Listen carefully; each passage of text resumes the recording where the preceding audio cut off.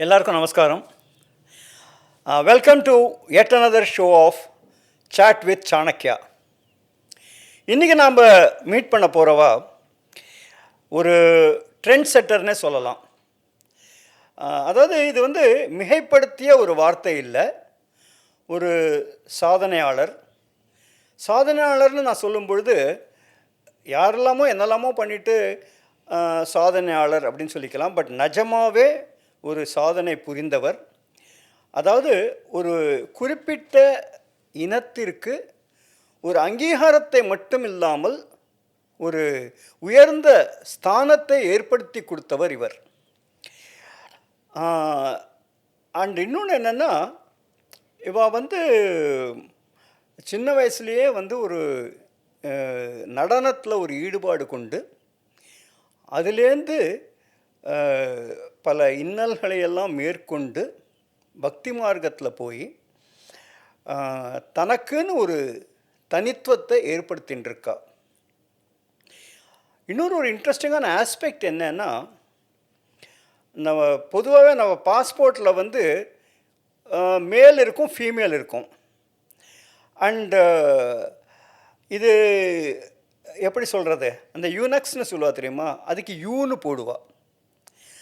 அதை மாற்றி அமைத்து அவளுக்கு ஒரு ஃபீமேல் எஃப் அப்படிங்கிற ஒரு அங்கீகாரத்தையும் ஏற்படுத்தி கொடுத்தவர் இவர்.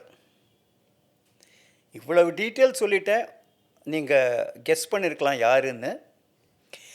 அண்ட் அவளோட பேரோட முதல் வார்த்தையை சொன்னாலே எல்லாருக்கும் இன்னும் ஈஸியாக புரிஞ்சுவிடும். அவங்க she is none other than Narthaki Natraj. நமஸ்காரம். என்னோட அழைப்பை மதித்து நீங்கள் இங்கே வந்ததுக்கு என்னோட மனமார்ந்த நன்றியை நான் தெரிவிச்சுக்கிறேன். வணக்கம். வணக்கம். அதாவது ஃபஸ்ட்டு திங் என்னை மதித்து என்னோடய அழைப்பு ஏற்று வந்ததுக்கு ஃபஸ்ட்டு திங் என்னோடய மனமார்ந்த நன்றியை நான் தெரிவிச்சுக்கிறேன். பொதுவாகவே பார்த்திங்கன்னா, இந்த நர்த்தகி அப்படின்னு சொன்னால் எல்லாருக்குமே ஆட்டோமேட்டிக்காக அடுத்த வேர்டு நட்ராஜ் அப்படின்னு தான் நம்மளை அறியாமையாக வரும். ஸோ அந்த அளவுக்கு இந்த நர்த்தகி நட்ராஜுங்கிற அந்த பேர் பிரபலமான ஒரு பேர். What I would like to know அப்படின்னா, அந்த நர்த்தகி அப்படிங்கிற அந்த டேர்ம் இருக்கு இல்லையா, அது நீங்களாக சூஸ் பண்ணிட்டீங்களா, இல்லை யாராவது ஏதாவது ஒரு சந்தர்ப்பத்தில் அப்படி அழைக்கப்பட்டு அதுலேருந்து அந்த பேர் பிரபலமாச்சா? நீங்கள் ஆரம்பமே என்னோடய குரு மூலத்தின் வழியாக என்னை தொட்டிருக்கீங்க. ஏன்னா இந்த நர்த்தகிங்கிற இந்த டேர்ம், இந்த வார்த்தையை என்னோட குருநாதர் இசைப்பேரறிஞர் கிட்டப்பா பிள்ளை அவர்கள், என்னோட நட்ராஜுங்கிறது இயற்பெயர், அதுக்கு முன்னாடி அந்த நர்த்தகிங்கிறது அம்பாளையும் குறிக்கும், பெண்மையையும் குறிக்கும், அழகிய ஆடல் மகள் அப்படிங்கிறதையும் குறிக்கும். அதோட நட்ராஜுங்கிற இயற்பெயர் ஆடல் அரசன், கூத்தன், இது மாதிரி பொருத்தம் எனக்கு இப்போ நான் உங்ககிட்ட விவரித்து பேச முடிகிற மாதிரி என்னோட அந்த 10 பருவத்தில் அதை பற்றி எனக்கு தெரியலை. நர்த்தகி நட்ராஜுங்கிறத அவர் என்னோட குருவை நான் எப்பவுமே ஒரு சித்த புருஷர்னு சொல்லுவேன். அவரோட பார்வை தொலைநோக்கில் இந்த நர்த்தகி நட்ராஜுங்கிற பேர் துலங்கம்னு அவர் நினச்சிருக்கிறதுனாலையோ என்னவோ இந்த பேரை எனக்கு சூட்டினார். Oh, very nice to know that. இல்லை, இப்போ நீங்கள் சொன்ன மாதிரி அது கர்மான்னு சொல்லுவாள். அந்த மாதிரி இந்த நட்ராஜ் அப்படிங்கிறது அப்போ அந்த பெயர் சூட்டப்பட்ட பொழுது, இந்த பிற்காலத்தில் நம்ம நடனத்துக்கே நம்மளை அர்ப்பணிக்க போகிறோம் அப்படிங்கிறது உங்களுக்கே தெரியாமல் இருந்திருக்கலாம் ஒரு வேளை. என் அம்மா அப்பாவுக்கே தெரிஞ்சிருக்கு. ஏன்னா எங்களோட குடும்பத்தில் கொஞ்சம் கூட கலைக்கான தொடர்புடைய குடும்பம் கிடையாது. நல்ல திண்ணை பள்ளிக்கூடம் வச்சு நடத்தினவங்க. 3-4 தலைமுறையாக திண்ணை பள்ளிக்கூடம் இருந்திருக்கு. என்னோட முப்பாட்டன்கள் அந்த மாதிரிலாம் மதுரையில் அனுப்பானடிங்கிற கிராமத்தில். ஆனால் அதன் பிறகு கலைக்கான தொடர்புங்கிறது எங்கள் குடும்பத்தில் இல்லவே இல்லை. அதில் எப்படி இந்த குழந்தைக்கு அவங்க இந்த பேரை வைக்கணும்னு ம். நினச்சாங்கங்கிறது வந்து உண்மையிலே எங்கள் மதுரை சொக்கநாதருக்கும் மீனாட்சிக்கும் தான் தெரியும். அதான் சொன்னேன், நம்ம டெஸ்டினின்னு சொல்லுவாங்க. அதுக்கு என்ன நடக்க போகுது நமக்கு தெரியாது. இன்னொன்று பாருங்களேன், அதாவது சிவனோட எத்தனையோ பேர்கள் வச்சிருக்கலாம், அந்த ஆடர் கடவுளோட பேர் ஏன் வச்சாங்க எனக்கு தெரியாது. அதிலும் எங்கள் மதுரையில் தான் சிவபெருமான் வந்து வலது கால் மாற்றி ஆடி இருப்பார். ஆமாம், கரெக்ட். அது எங்கேயுமே கிடையாது. கரெக்ட். அடுத்தது எங்கள் மீனாட்சிக்கு 3 தனங்களோட பிறந்தவள். அவளும் வந்து அந்த பெண்மையா ஆண்மையாங்கிற மாதிரி ஒன்றை போட்டி போடுற அளவுக்கு இருந்த ஒரு பட்ட மகிழ்ச்சி. ம் ம் ம் இந்த 2 தொடர்புகள், அதாவது கால் மாறி ஆடிய மதுரையில் பிறந்து பால் மாறி ஆடிய நர்த்தகி நட்ராஜ் அப்படின்னு சொல்லி முன்னெல்லாம் எழுதுவாங்க. ஏன்னா அந்த பேரை சிவனோட எத்தனையோ பேர் வச்சிருக்கலாம், எதுக்கு இந்த பேர் வச்சாங்க? அந்த குழந்தை ஆடுமா அது தெரியாது. இன்னொன்று, நடராஜன் அப்படிங்கிற பொழுதே வந்து சிவன் அப்படிங்கிறது வந்து ஏகம் பரம்பொருள், உமையொரு பாகன் அர்த்தநாரி எப்படி வேணாலும் சொல்லலாம். இறைவனை வந்து ஒரு பாலில் ஒடுக்க முடியாது. அப்போ வேறு தெய்வத்தோட பேர் வச்சுருந்தாலும் கூட பொருந்தி இருக்க வாய்ப்பு இல்லை. கரெக்டு. ரொம்ப அழகாக அதுக்கு எக்ஸ்ப்ளனேஷன் கொடுத்தீங்க. அண்ட் வாட் ஐ ஹர்ட், அதாவது நான் கேள்விப்பட்டது, அவர் படித்தது என்னென்னா, ஒரு 10 வயசுலேயே வந்து உங்களுக்கு வந்து ஒரு நாட்டியத்தின் மீது ஒரு ஈடுபாடு ஏற்பட்டு போச்சு அப்படின்னு. அதை பற்றி கொஞ்சம் டீட்டெயில்டாக சொல்ல முடியுமா? இது வந்து என்னோட ஒரு அழகான குழந்தை பருவம். ஏன்னா அதப்போ முழுக்க கனவுகளோட இந்த பெண்மை மாத்திரம்தான் எனக்குள்ளார. எப்பெல்லாம் வந்து ஒரு இயல்பு வாழ்க்கையில் ஒரு நெருப்போ தண்ணீரோ இந்த பாகுபாடுகள் புரிய தொடங்கின பொழுதே வந்து எனக்கு நான் உணர்ந்தது என் உடல் என்னவா இருந்ததுன்னு எனக்கு தெரியாது. ஆனால் நான் ஒரு பெண் குழந்தைக்கான உணர்வில் தான் நான் வாழத் தொடங்கினேன். அதுதான் எனக்கு ரொம்ப சுதந்திரமாகவும் அமைதியாகவும் ஒரு ஒரு அழகாகவும் இருந்தது. அப்போது எனக்குள்ளார நடனம் இருந்ததும் எனக்கு தெரியாது.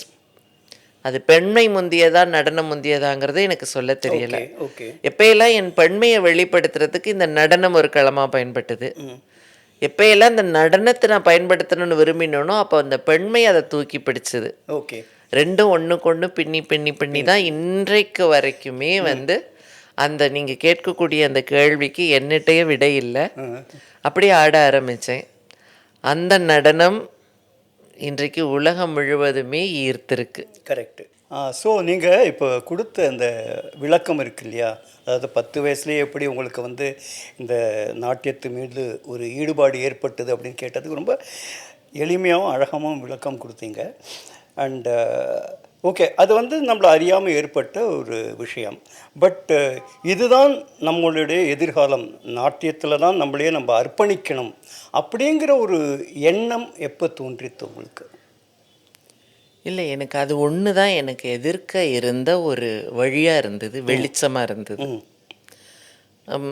இந்த மாதிரியாக ஒரு ஒரு மாறுபட்ட உடலுக்குள்ளார உலக பார்வை, சமூக பார்வை, உறவினர்களோட பார்வை, பெற்றோர்களோட குழப்பம், எனக்கே என்னை யாருன்னு தெரியாத நிலையில் என்னோட பாதைகளுக்கு எதிர்க்க வந்து எனக்கு நிறைய சவால்கள், கேலி, அவமானம்லாம் இருந்தது.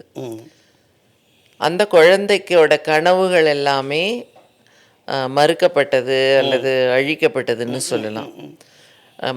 இன்னும் கொஞ்சம் சொல்லப்போனால், விவரித்து சொல்லப்போனால், அந்த ஒரு இயல்பில் வந்து ஒரு மனித குழந்தைன்னா அது தானாக வளரும்.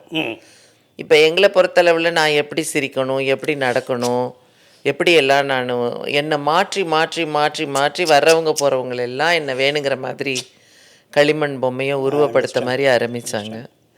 அப்போது என்னோட சுயமே அதில் திரிஞ்சு போச்சு. அதன் பிறகு எனக்கு எதிர்க்க இருந்த ஒரே நம்பிக்கை வந்து என்னோட நடனம். நான் இந்த நான் சொல்கிறது எல்லாமே என்னோட தோழி திருநங்கை சக்தி பாஸ்கரும் தான். ஒரே பள்ளிக்கூடம், ஒத்த திருநங்கை தன்மை உடைய 2 குழந்தைகள், 2 பேருக்குமான ஒரு தனியான உலகத்தை நாங்கள் உருவாக்கி கொண்டோம். ஒரு பக்கம் உலகத்தோட கேள்விகள், கேலிகள் எல்லாம் இருந்தது. ஆனால் எங்களுக்கு நாங்கள் சமைத்து கொண்ட அந்த உலகம் வந்து ரொம்ப கனவு மயமாகவும் அதில் ரொம்ப நம்பிக்கைகளும் சத்தியமும் இருந்தது. இன்றைக்கு வார்த்தை தான் சத்தியவாக்குது. நிச்சயமா இன்னைக்கு என்ன ஒரு கட்டுப்பாடுகள், ஒழுக்கம் இன்றைக்கு எங்களோட வெற்றிக்கு எங்களை கொண்டு வந்து நிறுத்தி இருக்கோ, இது யாருக்காகவும் நாங்கள் வந்து இந்த ஒழுக்கங்களையும் கட்டுப்பாடுகளையும் நியதிகளையும் இந்த பயிற்சி முறைகளையும் நாங்கள் வகுத்து கொண்டதில்லை. இன்றைக்கி நான் புகழில் இருக்கிறேன்னு எல்லாரும் சொல்கிறாங்க, புகழோட உச்சியில் இருக்கிறேன், இன்றைக்கு உலகம் முழுவதும் அறியப்பட்டிருக்கேன்னு சொல்கிறதுக்காக இருக்கக்கூடிய கட்டுப்பாடு இல்லை. எந்த புகழும் இல்லாமல் எங்களுக்கான அடையாளங்களே இல்லாத பொழுதே சக்தி வந்து என்னை ரொம்ப ஒரு கட்டுப்பாட்டில் என்னோட வாழ்க்கையை வடிவமைச்சா. ஓகே. அந்த வடிவமைச்சதுனால எனக்கு எதிர்க்கிற அந்த நம்பிக்கை என்னோட நாட்டியம். ஓ. அவளோட முடிவுங்கிறது என்னை உயர்த்துற தியாகம். ஓ. இது என்ன, இதில் எங்கே நீங்கள் எங்களோட வாழ்க்கையில் எந்த பக்கங்களில் இருந்து நுனிகள் நீங்கள் எடுத்தாலும் சரி, அல்லது எந்த பக்கங்களில் இருந்து எங்களோட வாழ்க்கைக்குள்ளே குறுக்க நீங்கள் வந்தாலும் கூட அது ஒரு அமானுஷ்யமான தெய்வ நிமித்தமாக தான் இருக்கும். ஒரு இரண்டரை கலந்ததுங்கிற மாதிரி. நிச்சயமாக அதை வந்து நாங்களாக உருவாக்கினதாகவே இருக்காது. அது கடவுள் நம்பிக்கை இருக்கோ அல்லது இயற்கையை நம்புகிறவங்களா இருக்காங்கன்னா கூட அவங்களும் மெய்மறக்கிற மாதிரியான ஒரு பாதைகளை அந்த இறைவன் வகுத்தாருன்னு தான் சொல்லணும். ஓகே. ஏன்னா ஒருத்தர் வந்து தியாகம் பண்ணுறதுக்கும் ஒருத்தர் உயர்வடைகிறதுக்குங்கிறது வந்து அது வாழ்நாள் முழுவதுமே இப்படி இவ்வளோ உயரத்துக்கு வந்தும் கூட அது தொடர்றதுங்கிறது எனக்கு தெரிஞ்சு யார் இருக்காங்களான்னு எனக்கு தெரியல. நாங்கள் இப்படி இருக்கிறோங்கிற அடையாளத்தோடையும் நம்ம இப்படி இருக்கிறோம், நம்ம இந்த மாதிரியான நட்புக்கு ஒரு உதாரணம் அப்படிங்கிறதும் எங்களுக்கு தோணினதில்லை. இயல்பில் அப்படியே எங்கள் வாழ்க்கையை ஒரு தெய்வம், எங்களோட ஊரில் இருந்த அந்த கிராம தேவதைகளான சோனையா, ஐயனார், எங்கள் மதுரை மீனாட்சி, எங்கள் பாட்டையா கற்பனசாமியோ அல்லது அவங்க குலதெய்வம் இருளாய் அம்மாவோ கூட்டிகிட்டு வந்தாங்களா தெரியாது. ஆனால் இன்னைக்கு வரைக்கும் எங்களோட இருக்காங்க அவங்களும். Nice to know that. இப்போ நீங்கள் பேசும்போது ஒரு வார்த்தை உபயோகப்படுத்தினீங்க, திருநங்கை அப்படின்னு. ஆக்சுவலாக அதுக்குண்டான பெருமையை உங்களை தான் சாரணும்னு நான் நினைக்கிறேன். ஏன்னா அதாவது வெளிநாட்டுக்கோ இல்லை வெளியூருக்கோ இதுக்கு போகும்போது அந்த பாஸ்போர்ட்டில் இருந்த யூ அப்படிங்கிற பதத்தையே மாற்றினவங்க நீங்கள். ஸோ அதனால தான் நான் இதில் ஆஃப்கோர்ஸ் உங்களோட அறிமுகம் நான் சொன்னபோது சொன்னேன். அதாவது சாதனையாளர்கள்னு எத்தனையோ பேர் எத்தனையோ விஷயங்களுக்கு சொல்லிக்கிறா. அது நிஜமாகவே அவங்க சாதிச்சிருக்காங்களா இல்லையாங்கிறது வேறு விஷயம். ஆனால் சாதனையாளருங்க அப்படின்னு அந்த வார்த்தைக்கு வந்து உரிமை கொண்டாடக்கூடிய தகுதி உங்களுக்கு இருக்குது. நான் இது புகழாரத்துக்காக சொல்லலை, ஆத்மார்த்தமாக சொல்கிறேன். ஸோ அப்போது அந்த யூலேருந்து அந்த எஃப் அப்படின்னு கொண்டு வரத்துக்கு நீங்கள் எடுத்துக்கொண்ட சிரமங்கள் நம்பர் 1. நம்பர் 2, இந்த திருநங்கை அப்படிங்கிற ஒரு வார்த்தை, ஏன்னா அது ஒரு உயர்ந்த ஸ்தானத்தையே கொடுக்குறது அவங்களுக்கு. ஸோ அது எப்போ உங்களுக்கு தோணித்து இந்த மாதிரி ஒரு டேர்ம் யூஸ் பண்ணலாம்? ஸோ அந்த யூவை பற்றி முதல்ல சொல்லுங்கள், அதுக்கப்புறம் இது. நிச்சயமாக இந்த நீங்கள் சொல்லக்கூடிய சாதனைகள் அப்படிங்கிறதெல்லாம் நாங்கள் ஒன்றுமே சாதனை செய்யணும்னு நினச்சி எதையுமே செய்யலை. சவால்கள் எல்லாமே சாதனையாக எதிர்க்கிறது கூட சவால்கள் தான். ஒரே ஒரு சொல்லிடுறேன்னா அப்புறம் கண்டிப்பாக. அதாவது எப்போவுமே பார்த்தீங்கன்னா இந்த சாதனையாளர்கள் எல்லாமே இந்த சாதனை பண்ணணும்னு பண்ண மாட்டாங்க, அவங்க பண்ணுறது சாதனையாக ஏற்பட்டு போயிடும். அதே மாதிரி ப்ளீஸ் கண்டினியூ. நிச்சயமாக எனக்கு இருந்த அந்த சவால்கள் எல்லாம் தான் இப்படி மாறிச்சு. எங்களுக்கு வெளிநாடு போகணும்னு எங்களுக்கு முதன்முறையாக இந்த கடவுச்சீட்டுகள் கொடுக்கப்பட்ட பொழுது நாங்கள் 2 பேரும் மேல்நிலை படிப்பு தான் முடித்ததுனால எங்களுக்கு அதுக்கு மேலே அதை பற்றி தெரியாது. ஆனால் வந்து அந்த கடவுச்சீட்டு அதிகாரிக்கிட்ட நாங்கள் முழுமையாக நாங்கள் யாருங்கிறத சொன்னோம். 2 இடத்துல அதை வெளிப்படுத்தினோம். ஒன்று என்னோட குருவை முதல்ல சந்தித்த பொழுதும் நாங்கள் யார் திருநங்கைகள், நாங்கள் இப்படி மதுரையிலேருந்து வந்திருக்கோம், உங்கள்கிட்ட கற்றுக்கணுங்கிறத வெளிப்படையாக சொன்னோம். அதுபோல் கடவுச்சீட்டுலேயும் போய் நாங்கள் திருநங்கைகள்ங்க, ஏன்னா அந்த 80கள் 90ல் வந்து இது வந்து அவ்வளவெல்லாம் இயல்பாக எடுத்துக்கொள்ளக்கூடிய ஒரு சூழல் இல்லாத காலகட்டம் இல்லையா? அப்போ அவங்க யோன்னு போட்டு கொடுத்துட்டாங்க. அப்படி ஒரு கேட்டகரி வந்து உலகத்தில் எந்த நாடுகளை அங்கீகரிச்சோ அதுக்கு மரியாதைகள் கொடுத்தோ ஏற்றுக்கொள்றதா இருக்காததுனால நான் எல்லா இடத்துலையும் தூக்கி அடிக்கப்பட்ட பந்தா நான் திரும்பி வந்து தான் விழுந்தேன். ரொம்ப வலியாக இருந்தது. அப்போ நான் என்ன பண்ணினேன்னா அந்த அந்த கடவுச்சீட்டை நான் எனக்கு தெரிந்த ஆங்கிலத்தில் ஒரு தபால் அட்டையில் எண்ணற்ற பயனில்லாமல் இருக்கிற இந்த இது வந்து உங்ககிட்டயே இருந்துடட்டும். எனக்கு முடிந்தால் வந்து இந்த சூழல்ல இருந்து எனக்கு உயர்வுக்கான ஒரு கரம் கொடுங்க. இல்லைன்னா பரவாயில்லைன்னு நான் எழுதி அனுப்பினதை வந்து உடனடியாக வந்து மத்திய அரசு அதை ஏற்றுக்கொண்டு எனக்கு முதன்முறையாக கரெக்ட். இதில் வந்து அந்த ஒரு திருநங்கை முதல் கடவுச்சீட்டு பெற்றவர்கள் அதில் முதல் அப்படின்னா அது சக்திக்கு தான் முதல்ல கொடுத்தாங்க, எனக்கு தான் ரெண்டாவது வந்தது. பட் நீங்கள் 2 பேரும் ஒன்றா தான் போனோம். அது வந்து இன்றைக்கு உலகம் முழுவதுமே எல்லா திருநங்கைகளும் அதை பின்பற்றி வாங்கிறதாகவும் அதனால வெளிநாடுகள் போகிறதுக்கான ஒரு நல்ல ஆரம்பமாக ஆச்சுது. அதுபோல் இந்த திருநங்கை அப்படிங்கிற பதமும் வந்து எனக்கு நான் மதுரையில் பிறந்தவங்கிறதுனாலையோ அல்லது என் நடனம்ங்கிறதுக்கு அப்பாற்பட்டு இலக்கியம்ங்கிறது எனக்கு முழுக்க முழுக்க எனக்கு ஒரு உயிர் நாடி மாதிரி. என் நடனத்தை இலக்கியத்தின் வாயிலாக தான் இன்றைக்கும் பார்க்குறேன். ஓகே. அந்த இயல் வழியாக தான் என்னோட இசை நாடகத்தை பார்க்குறேன். அப்போது என்னோட படிப்பின் ஆர்வம், தமிழில் இருந்த எனக்கு இருந்த ஒரு ஆசை, மதுரைக்காரிங்கிற ஒரு கர்வம், பிடிப்பு வந்து என்னை கேலி சொற்களால் கூப்பிடுறதுல எனக்கு உடன்பாடு இருக்கலை.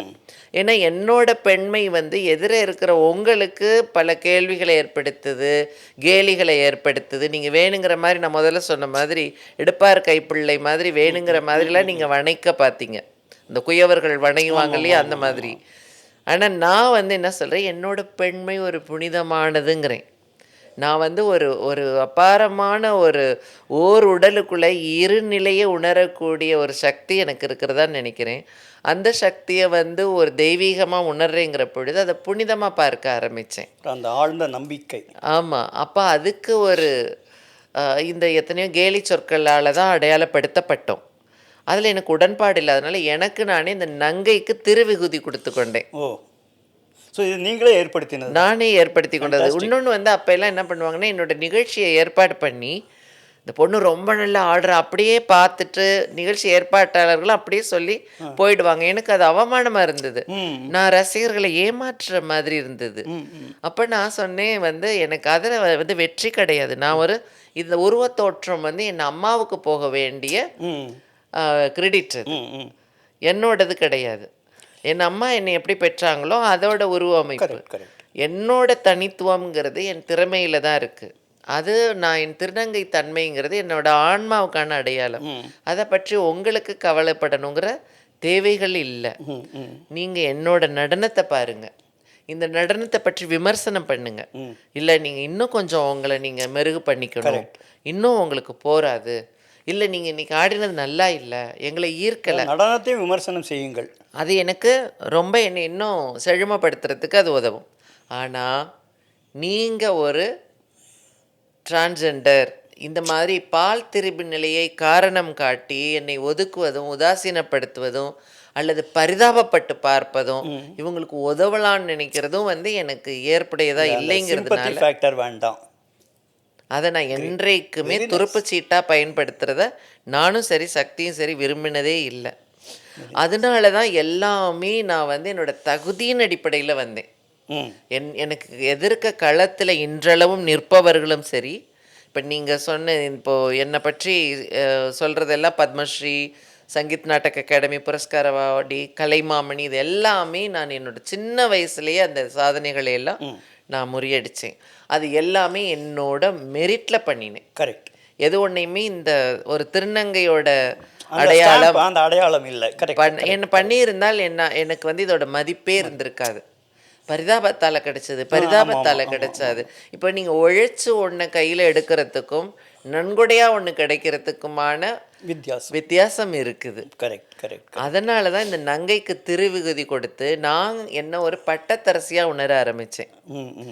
மற்றவர்கள் என்னைய வந்து ஏளனமாக பார்க்குற பொழுது நான் ஒரு பெரிய அரியணையில் நான் ஒரு வைர கிரீடங்களும் வைராபரணங்களும் பட்டும் உடுத்தி எல்லாரையும் நான் இப்படி கீழே பார்க்குற மாதிரி ஒரு பட்ட மகிழ்ச்சி போல் என்னை உணர்ந்ததுனால என்னோட தன்மானம், சுயமரியாதை, சுய ஒழுக்கம் எல்லாம் இன்னும் உயர்ந்தது. அதுதான் இந்த திருநங்கைங்கிற வார்த்தையை நான் எனக்கு தான் போட்டுக்கொண்டேன். அதன் பிறகு 2009 நான் 96லேருந்து இது போட்டுட்டு இருந்தேன். 2009 தான் முத்தமிழறிஞர் டாக்டர் கலைஞர் இதோட இந்த அவர் ஒரு தமிழறிஞர்னால இந்த நங்கை திருவும் நங்கையும் அதில் நிறைய ஏன்னா இன்னொன்று வந்து நிறைய பேருக்கு அது தெரியாது. நம்ம இந்திய மொழிகள் எதுலேயுமே இது போல் அவங்க தாய்மொழியில் ஒரு அடையாளமே வைக்க முடியலை. வைக்க முடியல. தமிழ் மொழினால தமிழ் மொழி வந்து எப்படி நம்ம சிவபெருமான் மாதிரி தழுவ குழைந்த நாதர்னு யார் எப்படி பிடிச்சாலும் அவர் வந்துருவார் அப்படிங்கிற மாதிரி நம்ம பக்தியில் சொல்கிற மாதிரி நம்ம தமிழ் மொழி மாத்திரம் எல்லாத்துக்கும் நீங்கள் கற்பனையில் ஒரு பொருளை நீங்கள் உருவாக்கினா கூட தமிழ் மொழியில் அதுக்கு ஒரு பெயர் சூட்ட முடியும். அப்படித்தான் வந்து இந்த திருவும் நங்கையும் அல்லது உயர்ந்த பெண்மணி இப்படி எத்தனை நாள் எந்த பக்கம் இருந்து பார்த்தீங்கன்னாலும் அதுக்கு ஒரு நல்ல பொருள் கிடைக்கும். அதனால அவர் அரசு இதழில் இடம்பெற செய்து மற்ற எல்லா மாநிலங்கள்லேயும் இன்னமும் இந்த உடல் அடையாளத்தால் தான் அழைக்கப்படுறாங்க. நம்ம தமிழ்நாட்டில் மாத்திரம்தான் அந்த கேலி பெயர்கள் எல்லாம் மறந்து திட்டுறதுனாலும் திருநங்கைன்னு சொல்லி தான் திட்டுறாங்க. அந்த திருநங்கைகள் பண்ணுறாங்க பாருங்கங்கிறாங்க. மதிப்பாக பேசுகிறதுனால திருநங்கைங்கிற இந்த ஒரு தாய்மொழி அடையாளத்தில் அது உருவானதுக்கு ஒரு பெரிய இனத்துக்கு அந்த பேரை சூட்டினது உருவாக்கி கொடுத்ததுங்கிறதுல எனக்கு ஒரு பெரிய மகிழ்வு உண்டு. நான் இந்த உலகத்தில் இல்லாத போகிற காலத்தில் கூட திருநங்கைங்கிற இந்த பெயர் சூட்டல் இருக்கும். Yes, it will always be there. And also you stand on your own. அதாவது நமக்குன்னு ஒரு பிடிப்பு அப்படிங்கிறது நிஜமாகவே ஒரு பாராட்டப்பட வேண்டிய விஷயம். அண்ட் இப்போ நெடுப்புற நீங்கள் பேசும்போது பக்திங்கிற ஒரு வார்த்தையை உபயோகப்படுத்தினீங்க. அண்ட் அஃப்கோர்ஸ் எனக்கு தெரிஞ்ச வரை அந்த பக்தி பாவமும் நிறைய உங்கள்கிட்ட உண்டு. அண்ட் ஆஸ் ஐ அண்டர்ஸ்டாண்ட் மகாபெரியா மேலே கூட ரொம்ப அதீத ஈடுபாடும் பக்தியும் உடையவர் நீங்கள் அப்படின்னா. அதாவது ஒரு பக்கம் நாட்டியக்கலை இருந்தாலும் இன்னொரு பக்கம் அந்த பக்தி மார்க்கமும் உங்களுக்கு வந்து அதுலேயும் ஈடுபாடு அதிகம் அப்படின்னு. So I would be very much keen to know about that as well. அதை பற்றியும் கொஞ்சம் விரிவாக சொன்னீங்கன்னா நல்லாயிருக்கும். நிச்சயமாக. இப்போ நான் இலக்கியங்களில் படிக்க ஆரம்பித்த பொழுது இந்த சமூகம் வந்து எங்களை எள்ளல்கள் கேலிகள் செஞ்ச பொழுது நான் யாருன்னு தேடுறத வந்து நான் இலக்கியத்துக்குள்ளே தான் தேட முற்பட்டேன். அப்போ இலக்கியத்துக்குள்ளே போகிற பொழுது மிக குறிப்பாக பக்தி இலக்கியங்கள் வந்து நாயகி பாவம்னு ஒன்றை வந்து மதுர பக்தி அல்லது மாதுரிய பக்திங்கிறதுல மிக உயர்வாக சொல்லியிருந்தது. யாரெல்லாம் அதை கடைப்பிடிக்கிறாங்கன்னு பார்த்தா ராமலிங்க அடிகளார், ராமகிருஷ்ண பரமஹம்சர், பன்னிரு ஆழ்வார்கள், நாயன்மார்கள், ஆண்டாள், மீரா இப்படி இதெல்லாம் வந்து பால்நிலை கடந்து இறைவன் சொல்லக்கூடிய அந்த பரம்பொருள் மட்டும்தான் இந்த உலகத்தில் ஆண். இங்கே இருக்கக்கூடிய அத்தனை உயிர்களும் ஒரு பெண் பிராயம்தான், தாய்மை தான் அப்படின்னு சொன்னது வந்து எனக்கு ஒரு நம்பிக்கையை கொடுத்தது. என் பிறவிக்கு ஒரு தெய்வ அடையாளத்தை கொடுத்தது. இன்னொன்று வந்து எனக்கு வந்து எதிரே இருக்கிற மனிதன் நல்லவனா கெட்டவனான்னு ஆராயிறதை விட அவனுக்கு பயந்து நம்ம நல்லவனா ஆகிறதுங்கிறத விட நமக்கு எதிர்க்க ஒரு சக்தியை நம்ம உருவாக்கி கொண்டால் அந்த சக்திக்கு கட்டுப்படுவது, அந்த சக்திக்கு பயந்து நடப்பது, அந்த சக்திக்காக வாழ்வது அப்படிங்கிறத வந்து நான் இறைவனாக்கி கொண்டேன். ஓகே. அதுலேயும் இந்த மகான்கள்கிட்ட பார்த்தீங்கன்னா ஒரு தாய்மை இருக்கும். அது எத்தனை பேர் அதுலேயும் மகா பெரியவரை நான் பார்த்த பொழுது எனக்கு காமாட்சி அம்பாளா தான் தெரிஞ்சார். 2 முறை எனக்கு அந்த பெரிய வாய்ப்பு கிடைச்சது. ஆனால் இதில் என்ன வேடிக்கைன்னா எனக்கு மகா பெரியவாளை பற்றியோ அவரை வணங்கக்கூடிய ஒரு அவரை வந்து பின்பற்றக்கூடிய இதோ அந்த குடும்பம் கிடையாது. நாங்கள் கருப்பணசாமியையும் பாண்டிமணி ஆண்டியையும் கும்பிடுறோம். கரெக்ட். எனக்கு அந்த வழக்கங்கள் தெரியாது.